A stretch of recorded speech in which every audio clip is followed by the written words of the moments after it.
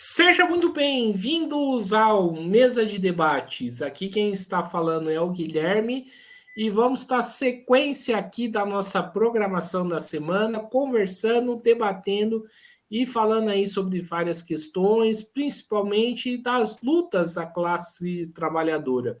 E uma das lutas que está em curso no país, da qual o Mesa de Debates está acompanhando, né, divulgando as ações e procurando aí conversar aí com, né, as lideranças do movimento e tudo mais, é a luta dos servidores federais aí que estão em greve há mais de 70 dias, né? Estamos conversando aí com várias pessoas, né? E no dia de hoje chegou a vez de conversar com o Chiquinho. Ele é da Fazubra e do coletivo aí Unir, né?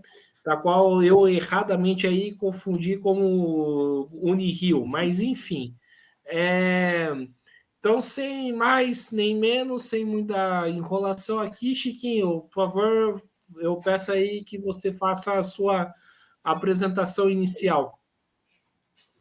Oh, beleza, boa noite a todos e todas e todos. Guilherme, em nome dos demais, eu quero saudar todos que, né, contribuem para esse debate, contribuem com essa comunicação alternativa, né, na disputa com a mídia. Eu estou coordenador de comunicação da Fazubra, né, sou trabalhador da UFRJ desde 1988, né? E estive em direção da Fazubra agora, estou, né, no terceiro mandato, fui dirigente por 4 mandatos na base do Sintoferj, né, que é o Sindicato dos Trabalhadores em Educação da Universidade Federal do Rio de Janeiro, né, e né, à frente de uma greve que se aproxima aí, está, né, se aproximando, falta poucos dias, né, para se aproximar da grande greve que nós construímos em 1984, né, há 40 anos atrás. Não participei dela, né, mas tenho o histórico, né, da importância da luta operária desde 84,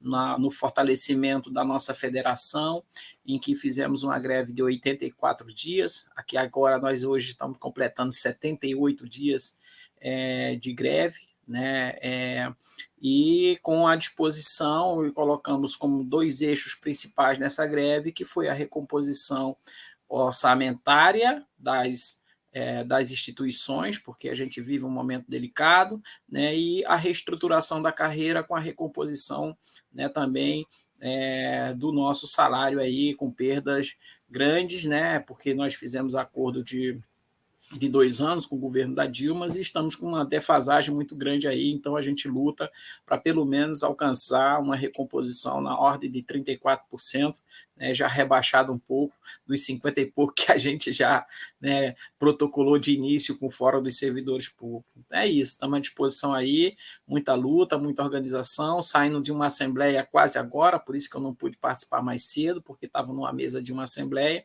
em que a gente defendeu, né, a continuidade da greve, porque a gente entende que a proposta ainda é insuficiente, né, ao que a gente reivindicou ao governo.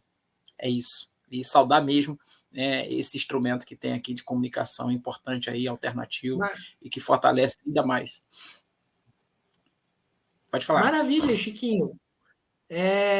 Passado aí mais de 70 anos, 70 anos não, nossa, confundi aqui, 70 dias da greve, vai, calma, concentração, 70 dias da greve, a que pé, né, está a greve hoje dos servidores federais? Ela está fortalecida, se enfraqueceu, né? Como que você avalia?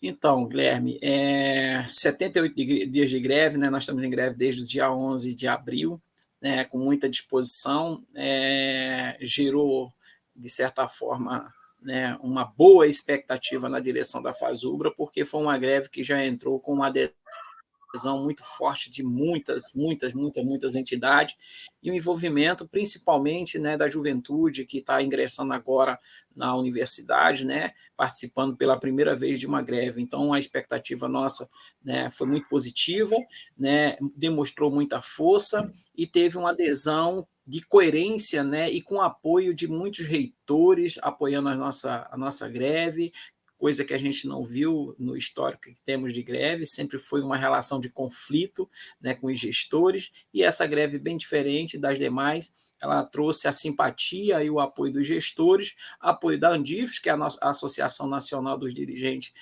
de Reitores do Brasil, né, das universidades brasileiras, né, com apoio, inclusive, dos colegiados superiores das universidades, com moções de apoio. Então, é uma greve diferente, uma greve que mostra que ela é justa e necessária na defesa da universidade pública, na defesa da recomposição orçamentária, para a gente não ver os prédios caindo, para a gente não ver, né, a política estudantil sendo esvaziada, né, por falta de orçamento para pagar as questões estruturais e as questões de bolsa dos estudantes, necessário, né, a uma política pública importante de inclusão, né, que precisa não apenas da inclusão no acesso, mas na inclusão na permanência também. Então, ela é uma greve extremamente consolidada, né, no sentido de forte, e continua forte no pico, né, que a gente imaginava. Chegou ao pico do número de entidades e se mantém forte na luta. Pelo menos nós não temos muitos relatos, não, como a gente teve no passado, de ataques por parte de reitores, de gestores, querendo fazer ameaças, né, perseguir dirigentes. Não, ela está num pico muito bom.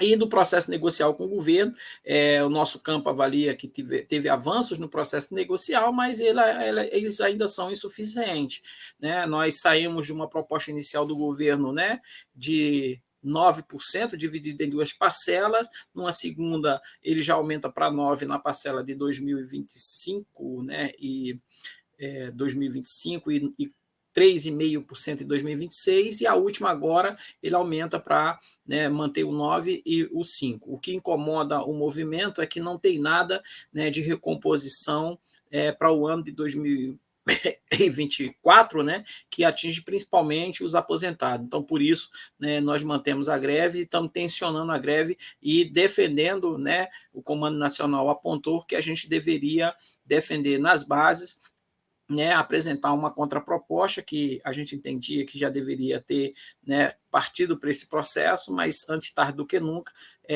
será apresentada uma contraproposta na próxima quarta-feira para o governo dar uma devolutiva, com alguns elementos que inclui também a questão da recomposição orçamentária, que ainda é insuficiente para as universidades funcionarem bem. É isso. Uma síntese certo. aí. Certo. Falar aí dessa proposta, né, do governo, né, de reajuste, né, 0% aí no ano de 2024, né? Isso é bastante ruim, né? Porque o salário vai ficar bastante devasado aí no final do ano, né? Gostaria que você comentasse um pouco sobre isso. Então, Guilherme, o centro do que levou a nós defendermos a greve, né, foi justamente o fato do governo não ter apresentado nada para 2024. E nós precisamos de recursos para 2024. Né? O governo tenta se blindar e dialogar com a sociedade pelo fato de ter dado alguns benefícios. No caso, aí, o reajuste importante, não vou dizer que não seja, o importante, o aumento do auxílio alimentação, que atinge os ativos, né? O importante, o aumento, né, de outros dois benefícios, que é o auxílio saúde e o auxílio creche, né? No entanto, ele atinge poucas pessoas e não atinge quase nenhum aposentado. Atinge um ou outro, mas a gente está, né, defendendo que o governo deve apresentar algo, né, que possa valorizar a nossa categoria. Né? Valorizou com os 9% emergencial o ano passado, mas para esse ano, né, ficou aquém da expectativa que estava a categoria acreditando que poderia ter algo em 2024, né, que levou o governo por uma política de escolha e de limitações, vamos dizer assim também, né, no parlamento, né, de ter votado aí a política, né, fiscal, que é o arcabouço fiscal aí, que leva às limitações do próprio governo, né, a valorizar e a discutir as políticas públicas. Então, o governo está emparedado pelo Congresso, né, mas a gente entende que hoje a disputa que nós estamos fazendo e a greve veio para isso, motivada até pela própria fala do governo, de que a gente deveria fazer frente e fazer luta. Então, nós estamos fazendo luta com o governo e com o parlamento, porque ao disputar que deva ser aprovado emendas, suplemento orçamentário, né, para as questões de melhorar o orçamento das universidades, de melhorar, né, a negociação e apresentar algo para a categoria, é um elemento de conjuntura importante que insere aí os técnicos administrativos, também agora os docentes, né, 3 sindicatos, né, da educação em plena greve, fortalecido, buscando, né, envolver tanto o parlamento como o próprio governo na importância de dar essa devolutiva, né, para os trabalhadores da educação, já que o governo fala que a educação é importante nesse país. E nós acreditamos que seja, tanto que nós tivemos aí a consulta pública feita, né, na questão do PPA, né, que é o Plano Plurianual, onde a gente teve 78 mil votos na proposta de reestruturação da carreira, valorização da nossa categoria. Então, é nessas questões que a gente também está se abraçando, né, para lembrar o governo da importância e do próprio discurso do governo, que era importante a educação. Então, é nesse sentido que a gente acredita e vai fortalecer a luta para sair algo em 2024. Chiquinho, né, você tocou num assunto que vai adiantar aí um bom debate, né, que é a questão do arcabouço fiscal. Primeiro, como que você vê essa medida, né? Qual é a sua visão, né? E se o ministro, né, o Haddad e o governo erra em ter mantido o teto de gasto Pois com é, outro nome? Pode continuar, pode tive falar. um problema na internet. Então, o arcabouço fiscal, o arcabouço fiscal é uma grande polêmica, né, na concepção e ideologia nossa, na nossa visão ideológica, em que o governo, né, acabou entregando os dedos para não perder a mão, segundo algumas avaliações. Então, eu faço avaliação aqui enquanto trabalhador. Para mim, não importa o arcabouço do ponto de vista, né, na macroeconomia, porque foi uma opção do governo por questões que ele está engessado no parlamento. Né? Ele tem apenas, e esse é um dado que a gente tem, que nos preocupa bastante, que hoje, né, o parlamento hoje, para aprovar as políticas, né, relacionadas ao interesse do trabalhador, está na ordem de 130, 150 deputados. Então, é muito difícil você ser minoria, querer impor, né, dentro de um congresso de 500 pessoas, onde tem fortemente a bancada da bala, a bancada da Bíblia, né, e a bancada do boi, ainda muito forte, né? Então, a gente até entende essa questão, né, mas isso não significa que a gente concorde com ela, e por isso que a gente está em greve, para dizer para o governo, faça as suas negociações, se movimento dentro do que você fez aí de arcabouço, para poder resolver o problema das universidades e o problema da nossa negociação. Essa é uma disputa que o governo vai estar na prensa, nós estamos prensando ele para isso, da mesma forma que estamos prensando também alguns parlamentares, inclusive buscando todos os parlamentares, porque muita gente busca a gente, bate no nosso ombro querendo o nosso voto, né? Mas, né, acaba fazendo a política, né, dos empresários, a política, né, dos banqueiros, né, que estão somando aí nessa questão do arcabouço fiscal. Então, a nossa análise de conjuntura do arcabouço fiscal, ele é um engessamento feito pelo governo, uma opção do próprio governo. Eu não entro no mérito aqui se é bom ou se é ruim, porque aí o governo é o governo, nós somos sindicato, e independente se é bom para o governo, nós estamos entendendo que seja ruim, porque limita, né, o processo negocial, acaba sendo um teto de gastos diferente, né, do que era o teto de gastos da emenda constitucional 92. Né, e por isso que a gente está fazendo o enfrentamento e a disputa por dentro, né, porque a gente avalia que é necessário que se invista no serviço público, que se invista no trabalhador e valorize o trabalhador. Essa é a questão. Polêmica, mas, né, e meio que disputa aí que a gente está nela, fazendo essa disputa com muita tranquilidade no interesse do trabalhador. Certo. Ô Chiquinho, né, para a gente apimentar um pouquinho mais isso, né? Você acha que o governo, né, não está muito distante em relação à questão das suas bases, né? Porque se tivesse muita mobilização, tudo bem, tem a greve da Fazubra, que é importante, né? talvez a situação seria outra, né? Porque tem a greve da Fazubra, mas o restante aí das categorias, né, estão paradas, né?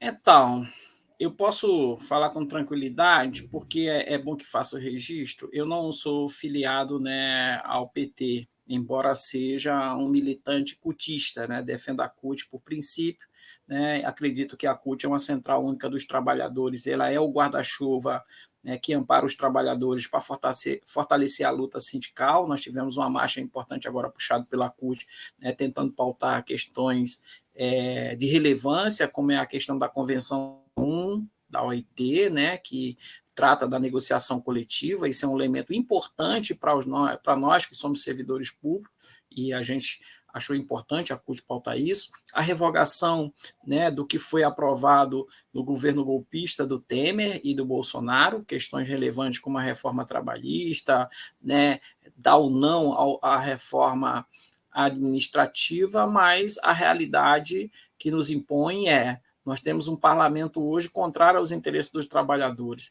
e nós sabemos que esse processo e essa construção ela se dá no parlamento. Nós vivemos numa democracia em que o governo não consegue gerir sozinho, ele não vai governar o país por medida provisória ou por decreto ou coisa do tipo, senão aí entraria em contradição, né, com o processo democrático. Então a gente tem essas dificuldades.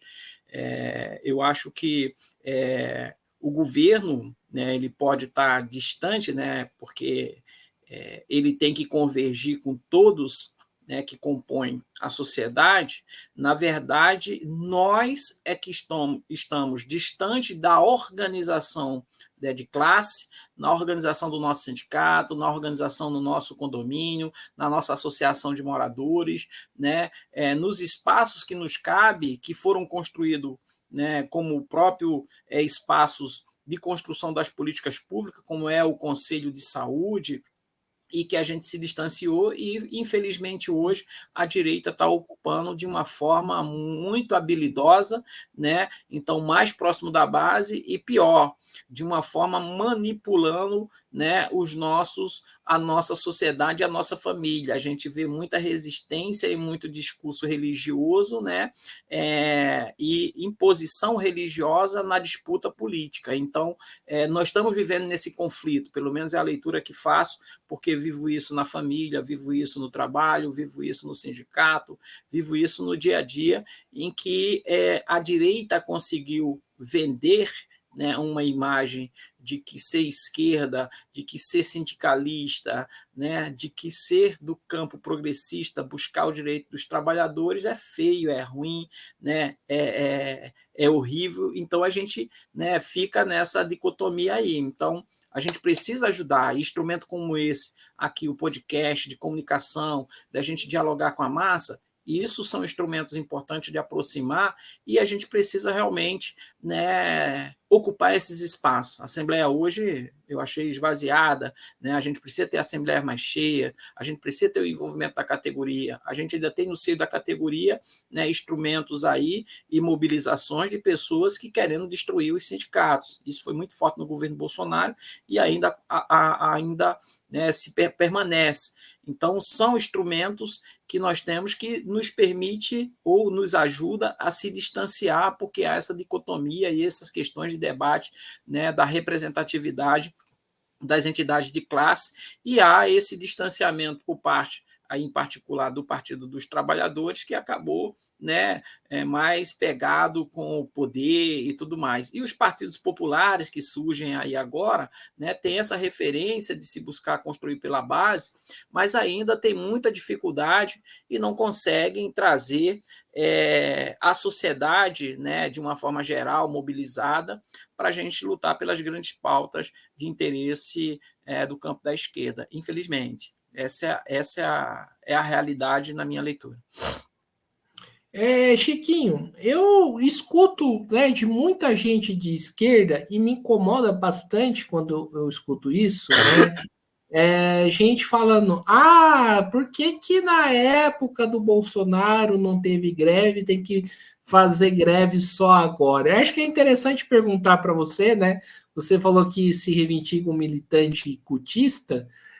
Como que você vê esse tipo de argumento?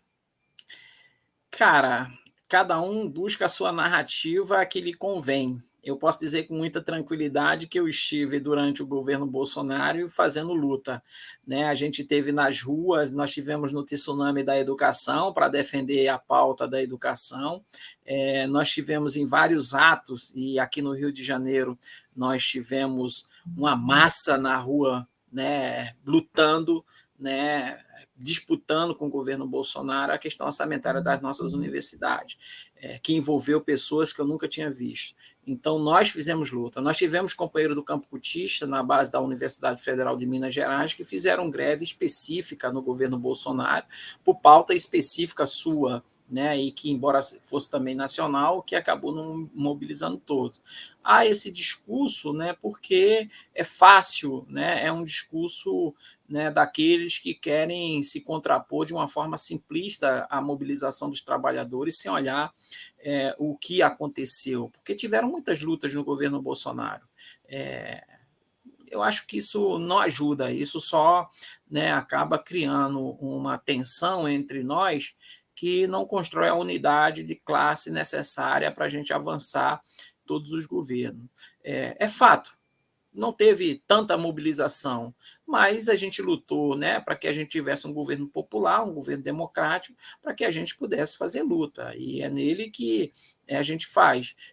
Que quem é comprometido, né, busca fazer em qualquer governo. Então, eu estou com muita tranquilidade porque, né, a gente fez luta em todos os governos, inclusive nos governos do Lula. Nós fomos a primeira entidade a fazer greve lá naquela primeira eleição do Lula, né, na contra-reforma da Previdência do governo Lula, que alterou bastante a questão, mas isso não impediu a gente, né, de tinha a resolução da FASUBRA em apoio ao governo Lula, mas, ao mesmo tempo, teve greve, né, contra a reforma previdenciária do governo Lula. Então, se a gente tiver autonomia das entidades, né, saber separar o joio do trigo, né, então qual radical vai conseguir fazer greve em qualquer governo, né, se ele tiver pautado pela autonomia e pelo interesse de classe. E o interesse de classe é o que vale sobre os demais. Pelo menos é assim que a gente milita, é assim que o nosso campo político defende.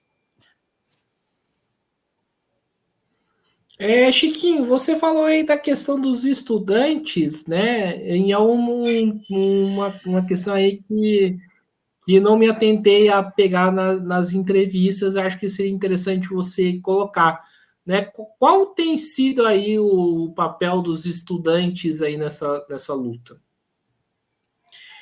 Então, a nível de entidades, com a UNE, né, com os DCEs, nós estamos tendo apoio na greve e envolvimento. Aqui na UFRJ, por exemplo, né, o diretório acadêmico apontou a deflagração da greve do movimento estudantil em apoio à luta dos professores e dos técnicos administrativos. Né? Já aqui, no caso da UFRJ, os docentes se negam a fazer a greve e acham que é desnecessário fazer a greve. A gente respeita a autonomia das entidades, né? Mas há reclamação por parte de estudantes que, e eu já enfrentei isso no comando de greve aqui, né, de achar que a gente deve fazer greve, mas não deve incomodar aqueles que estão formando e tal, e a gente explica, né, a importância de envolver os estudantes na luta, de envolver os estudantes, porque a pauta ela não é uma pauta umbilical, ela é uma pauta que agrega também as demandas estudantis. E os estudantes sabem hoje. Aqui a UFRJ tem prédios caindo na cabeça dos estudantes, caiu um ventilador na cabeça de um, caiu parte de laje na educação física. Isso tudo é fruto do descaso que se tem, né, do orçamento curto que está aí apertado por conta dessa questão do arcabouço, né, e da disputa orçamentária que o governo está fazendo com o parlamento. E eu digo isso com muita tranquilidade, porque eu fico incomodado, né, porque quando o Lula fez o corte de 5 bilhões nas emendas parlamentares, né, não houve uma reação do campo da esquerda, não houve uma reação dos movimentos sociais de dizer que o Lula tinha razão, né? Muito pelo contrário, a gente ficou omisso e hoje a gente quer botar toda a fatura no Lula. Claro que ele tem responsabilidade quanto gestor público, eleito e tal, mas eu tenho dito o seguinte, se a gente tem uma avaliação de que a gente deve cobrar do governante máximo e a gente vive numa democracia, a gente também precisa cobrar do parlamento. Então, na minha avaliação que eu faço, sempre digo, para cada pedra que eu taco na cabeça do Lula, reivindicando as nossas pautas, nós temos que tacar 5 a 10 na cabeça do Lira e do presidente do Senado.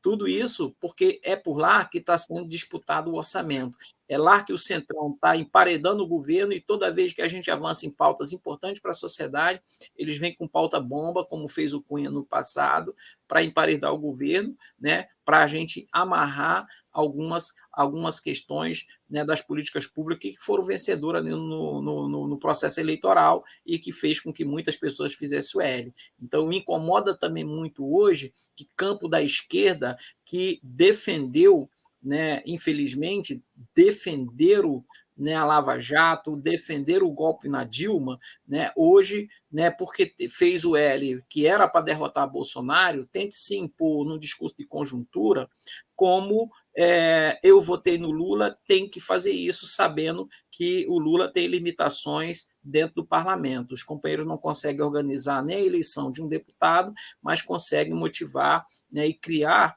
elementos de dificuldade no debate da conjuntura, querendo imputar, né, toda a responsabilidade apenas no Lula, o que eu acho importante, mas não concordo que impute toda a responsabilidade, porque a gente sabe, e aí eu posso falar, né, como especialista em gestão pública, que não é assim no de fato. Né? A gente pode fazer como narrativa, mas não é de fato, e aí me incomoda enquanto, né, especialista em gestão pública. Chiquinho, então eu gostaria que você falasse, então, né, porque esse debate surgiu e é interessante aí você colocar a sua posição, embora eu particularmente eu tenho uma discordância em relação a isso, mas o espaço aqui é seu. Nossa. Né, e para você, para aonde vai a culpa do governo federal nessa questão dos servidores e aonde vai a culpa da Câmara e do Senado, do parlamento? Boa. Aí você entrou no eixo realmente de me colocar emparedado. Mas vamos lá, Guilherme. Eu acho importante esse debate, Guilherme, porque a gente cresce junto, certo? E assim, a análise política que eu faço não é a mesma análise política de toda a direção da federação a qual eu estou aqui, né, de certa forma, como dirigente da FASURA. É uma análise de um setor. A gente entende que o governo, né, ele tem a culpa porque o governo precisa melhorar, né, a sua representação no processo negocial. Eu acho que o governo pode jogar mais aberto e mais transparente, né, a partir do processo negocial para apontar de fato, não ficar nessa coisa enrolando, né, esticando a corda e levando a gente para um esgaçamento da agenda, né, e a gente fica travado.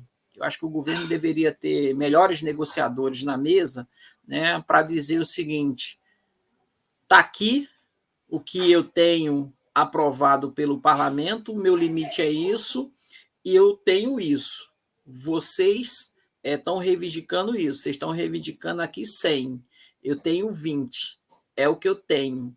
Se vocês quiserem os 80, o caminho é esse, para buscar junto e fortalecer aqui esse caminho no parlamento para que a gente possa aprovar. Não há isso porque há todo um jogo de interesse, o governo não vai fazer isso, isso é a visão minha, na minha cabeça, né? O governo não vai fazer isso porque também ele precisa criar correlação e interação com o parlamento, porque tem pautas, né, e tem demandas que o governo precisa do parlamento para aprovar, porque se ele fizer uma política de choque sendo minoria, né, ele acaba indo para o mesmo caminho que foi a Dilma, que é o impeachment. Então, se a gente não tiver essa visão de análise de conjuntura, né, a gente erra. E eu não quero errar na conjuntura, eu quero acertar, né, a partir das limitações legais, das limitações fiscais, né, e da limitação também, às vezes, né, política, que aí tem a ver realmente com a correlação de forças que nós temos dentro do parlamento. Se a gente não tiver esses instrumentos reais para a gente fazer uma análise política, uma análise de conjuntura real, né, a gente acaba ficando apenas na narrativa que está acostumado o campo da esquerda, que está acostumado no movimento sindical, né, que é a narrativa da disputa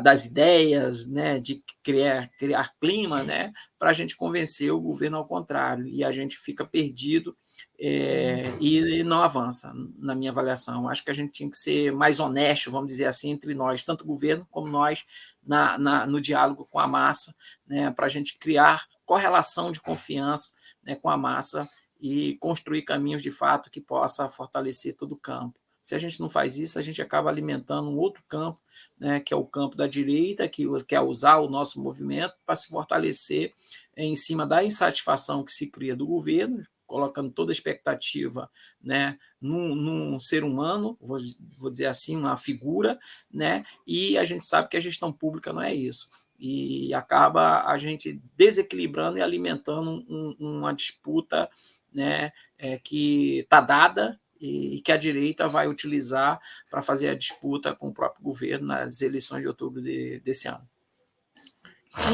E Chiquinho, e como que estão as negociações? Né? Gostaria que você falasse um pouco mais. Então, nós tivemos uma resposta do governo semana passada, né, na terça-feira, dia 21, e nós, essa semana, hoje, amanhã e quarta, nós pedimos rodadas de assembleia para dizer que a proposta não é essa que nós queremos melhorar a proposta.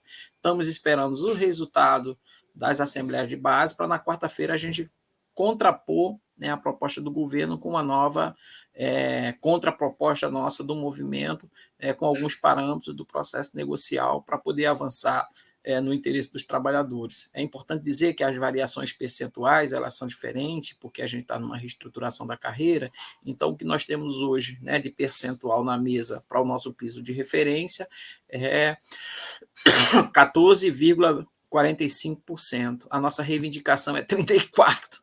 Né? Só que, por exemplo, com essa variação percentual, né, aí, e mudança estrutural da nossa carreira, algumas classes podem já estão, né, com essa metodologia, com esses valores que estão à mesa, alguns já chegaram, né, a 26%. Então, nós já temos alguns setores da nossa categoria que com 14,45 para um, significa para outro 26, para outro 19, para outro 20, para outro 21. Então, essas são as variantes aí do processo negocial que a gente está e que a gente disse que precisa melhorar porque a gente acha que ainda é pouco, né, e falta algo ainda para 2024. Certo. Chiquinho, explica um pouco aí para a gente a questão da reestruturação da carreira. Então, nós tínhamos uma carreira que já completou 19 anos, né, e vai completar agora o ano que vem 20 anos, que ela é de 2005, em que nós tivemos alguns problemas de origem, né, e que a gente buscou corrigir. Nós chegamos perto de uma correção no governo da Dilma, mas que se perdeu por conta do golpe. Nesse momento, a gente buscou uma nova reestruturação da carreira, entendendo que houve mudanças importantes no processo da conjuntura e da realidade da nossa categoria, em que nós temos um conjunto, né, que sofre e mudou, né, a sua situação de aposentadoria, porque nós temos um conjunto que, com a reforma do próprio Lula, né, e tal, do Lula, do Temer, do Bolsonaro, né, essas reformas previdenciárias levaram a gente a ter categorias com diferentes aposentadoria. E nós temos um conjunto hoje que se aposenta, né, por mais que ele tenha um teto alto no salário, ele se aposenta pelo regime geral da Previdência Social.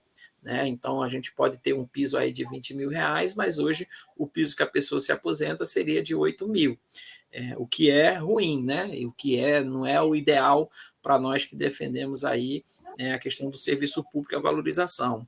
Então, essas variantes aí levaram a gente a reestruturar a carreira e criar instrumentos de aceleração para que os colegas possam chegar ao teto da tabela com mais rapidez, porque antes a gente tinha uma metodologia que chegava ao longo dos 30 anos e agora a gente quer que chegue ao longo dos 12, 15 anos aí para chegar ao teto da carreira, até porque as pessoas precisam ter um salário maior para que ele tenha uma média maior de aposentar com um teto maior, porque a gente tem um conjunto que se aposenta pela média e tem um conjunto que se aposenta, né, pelo regime geral.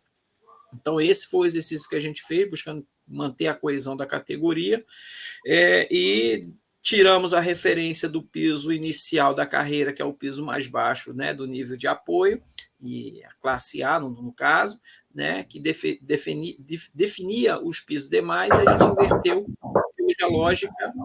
Hoje a lógica é de que temos piso, temos uma categoria em que o serviço público valoriza o nível de classificação E. Então, passou a classe E ser referência para os demais pisos. Então, essas variações aí de piso e teto, né, foram os instrumentos que nós estamos trabalhando e exercitando para fazer essas mudanças na reestruturação da carreira, com aceleração, né, com criando instrumentos de valorização, né, e de apoio, né, para reconhecer os saberes por competência, situações de melhorar a questão da progressão que está dada lá, são 3 padrões de vencimentos para fazer a progressão, então isso está tudo exercitando em diálogo com o governo, ainda não fechado, né, mas que há uma compreensão de fazer as mudanças. A principal de fato, né, a tabela deixou de ser verticalizada para passar a ser uma tabela lateralizada, o que facilitou a vida do governo, na nossa visão, né, porque a gente saiu de uma tabela única para 5 tabelas lateralizadas. E isso, né, fortalece a nossa tese de que o governo deve investir ainda mais para que a gente possa melhorar o piso de todas as categorias e possa também fazer e continuar o debate, né, para rever os decretos que são da época do Bolsonaro e também anteriores, que extinguiram vários cargos, vários fazeres nossos, que a gente precisa retomar. E a gente cita 2 aqui muito rapidamente, né, que são emblemáticos, que os cargos, né, de intérprete de Libras, que é importante para o nosso fazer, que o governo quer terceirizar e a gente não concorda, e outro cargo que a gente acha importante, né, de rever e retomar concurso, vários deles, né, inclusive que o governo quer considerar como extinto, mas que são importantes, né, no fazer das universidades rurais, por exemplo, né, que é o auxiliar, né, de agropecuária, em que o governo quer extinguir, e a gente quer manter ele como um cargo importante para o fazer, né, dessas instituições que trabalham com agroecologia, né? São agrônomos, né, de rural. Então, esses são os contextos sintéticos que né, numa síntese que eu passo aqui. Tem mais coisas, mas essa é a síntese geral. E para a gente finalizar aqui a nossa entrevista, Chiquinho, né, quais são os próximos passos aí da mobilização? Então, fortalecer a greve, né, tensionar o governo para que tenha uma devolutiva, que a gente vai protocolar na quarta-feira, exigindo que na próxima semana o governo já possa marcar uma reunião para devolver aí a resposta para a gente, e a gente avançar no processo negocial para que a gente possa ter uma boa proposta consolidada que atenda aos interesses, né, da nossa categoria e da nossa universidade na recomposição orçamentária. Então, acho que é isso aí, pessoal, né? Estamos encerrando aqui mais uma entrevista do Mesa de Debates. Quero aqui agradecer a participação do Chiquinho, né? Gostei aqui do nosso papo, né? E dizer que o Mesa de Debates vai estar acompanhando aí a greve dos servidores federais, né? Porque considera essa luta uma luta aí de extrema importância, inclusive para a conjuntura nacional. Então, agradecendo, muito obrigado, Chiquinho, e passo a palavra aí para você fazer suas considerações finais. Ô, Guilherme, eu queria muito agradecer aí esse espaço para a gente, né, dialogar e falar da nossa greve. Queria dialogar com seus ouvintes, né, seus seguidores, para que fortaleçam esse instrumento, né, esse instrumento que vocês criaram de diálogo, porque é nesse espaço que a gente pode ter esse diálogo aberto, diferente, divergente, né, mas que a gente pode lidar, né, com o pensamento coletivo, diferente das mídias oficiais, que impede o nosso espaço, que não nos permite, né, colocar as nossas diferenças e que tenta vender uma visão única. E aqui não, a gente tem visões diferentes, mas buscando convergir, né, para fortalecer a luta da classe operária, para fortalecer a luta da sociedade, para fortalecer uma luta do campo da esquerda e do campo popular, que é importante para todos nós. Então, eu queria parabenizar aí o podcast, parabenizar esse espaço e dizer que estamos à disposição para qualquer momento a gente poder. E me desculpar, né, porque estava marcado para outra hora, infelizmente a gente não pôde, teve que avisar de última hora, porque fui escalado de última hora também, e muito perdão aí pela minha falha aí no horário, mas pude estar aqui com vocês e deixar esse registro e dizer que estamos abertos. Não sou dono da verdade, né, mas estamos aqui para defender posições e construir coletivamente o fortalecimento da nossa sociedade, da nossa classe trabalhadora, né, e fortalecer a nossa universidade, que é a razão da gente ser militante sindical. Um abraço, boa noite a todos. Imagina, o importante é que você esteve presente aqui. Então, é isso aí, mais uma vez aqui agradecendo ao Chiquinho, agradecendo também a você que estiver nos assistindo. Peço aí que se inscreva no canal podcast Mesa de Debates de Tudo Um Pouco, acompanhe o nosso trabalho, né? E nós estamos aí com uma marca de chegar a 10 mil seguidores, né? 10 mil inscritos, né? Para a gente poder, né, ter um alcance maior na nossa mídia. Então, quem puder se inscreva porque ajuda a gente bastante, né, a chegar no nosso primeiro objetivo. Claro que não é o único, né? Então, vamos ver que na próxima vez que eu trazer o Chiquinho aqui vai ter 20 mil inscritos, 30. Assim eu espero. E, né, também segue a gente nas redes sociais. Nós estamos no Facebook, TikTok, Instagram e também agora, recentemente, no Quai, ou Kawaii, qualquer nome que você queira dar. E quem puder, contribua aqui com o nosso Pix 385 007 028 00 CPF. Então é isso aí, pessoal. Por hoje é só. Um forte abraço e fui!